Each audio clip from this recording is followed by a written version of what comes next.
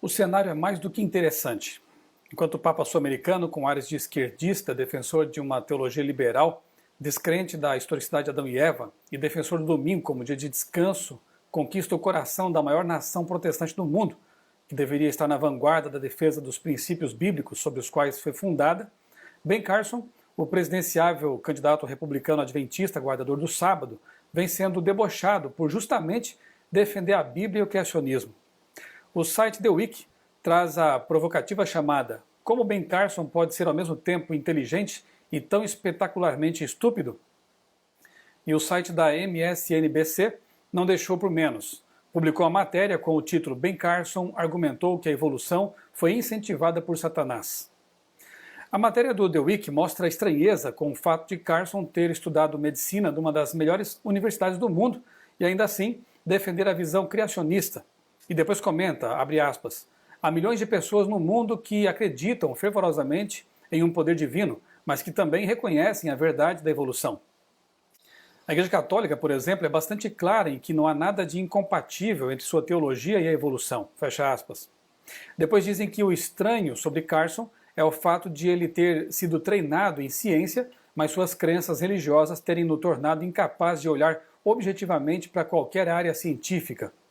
O texto da MSNBC chega a chamar as crenças de Carson de bizarras e afirma que ele está denegrindo a ciência e os cientistas.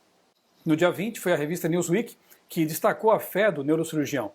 A reportagem dedica bom espaço à história do adventismo, explica um pouco das doutrinas da igreja e depois pergunta, isso importa? É o adventismo de Ben Carson se tornando evidente e incomodando. Enquanto Carson é debochado, o Papa Francisco é aclamado. Na capa que vai estampar a revista Time do dia 28 de setembro, o título diz "O Novo Império Romano" e o subtítulo completa "O Alcance Global do Papa Francisco."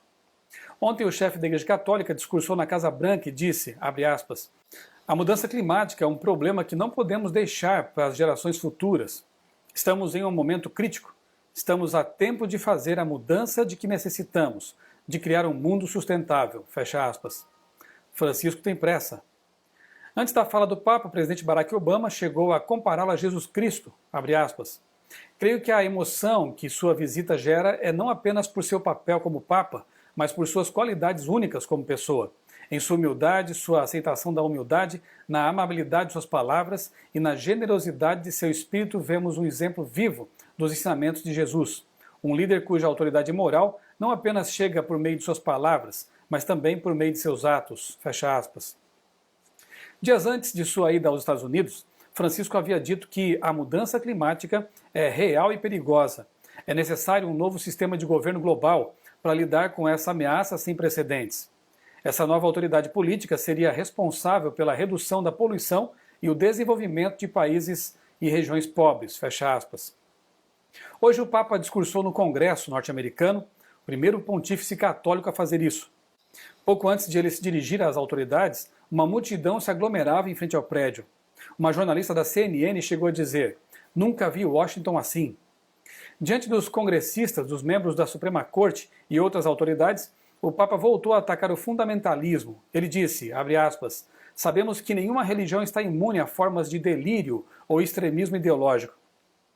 Isso significa que devemos estar especialmente atentos a todo tipo de fundamentalismo, seja ele religioso ou de qualquer outro tipo. Há uma outra tentação contra a qual devemos especialmente nos proteger, o reducionismo simplista que vê apenas o bem ou o mal, ou, se preferirem, os justos e os pecadores." Fecha aspas. Tempos atrás, o Papa afirmou que fundamentalismo também é encarar o relato da criação de Gênesis de maneira literal.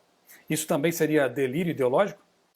O Papa disse também no Congresso que é necessário sacrificar interesses particulares pelo bem comum, mas deixa de reconhecer que a Igreja Católica não abre mão de seus dogmas em favor de doutrinas bíblicas, como o sábado, por exemplo. No Congresso, Francisco não poderia deixar de falar do aquecimento global e disse que os Estados Unidos têm um papel fundamental na liderança de esforços para lidar com essa ameaça. O líder católico foi aplaudido várias vezes de pé e depois do discurso protagonizou outra cena impensável alguns anos atrás. Na varanda do Capitólio, em Washington, sede do Congresso dos Estados Unidos, ele orou pela nação norte-americana. Essa é uma situação bastante interessante. De um lado, o Papa atrai todos os holofotes para a sua causa ambientalista simpática, com a possibilidade de dar ainda mais ênfase a algo que já publicou em sua encíclica Laudato Si, o domingo como proposta para amenizar o aquecimento global, e de outro, Ben Carson atrai a atenção da mídia para um aspecto curioso de sua vida, o fato de ser um adventista, guardador do sábado e criacionista. No capítulo 5 do livro Grande Conflito, escrito há mais de 100 anos por Ellen White, ela afirma que as igrejas protestantes estão envolvidas por grandes trevas. Do contrário, discerniriam os sinais dos tempos e perceberiam que a Igreja de Roma está ganhando terreno em todas as direções, exatamente como mostra a capa da revista Time. No mesmo livro, na página 615, White escreveu também, abre aspas, como o sábado se tornou o ponto especial de controvérsia por toda a cristandade e as autoridades religiosas e seculares se combinaram para impor a observância do domingo, a recusa persistente de uma pequena minoria em ceder à exigência popular fará com que essa minoria seja objeto de execração universal. Fecha aspas. Esse evento, o decreto dominical, está num futuro talvez bem próximo, mas Ben Carson parece já estar experimentando essa execração, assim como a experimentarão seus irmãos de fé. Por outro lado, toda a terra vem se maravilhando diante do poder descrito em Apocalipse 13. Você já estudou sua Bíblia hoje?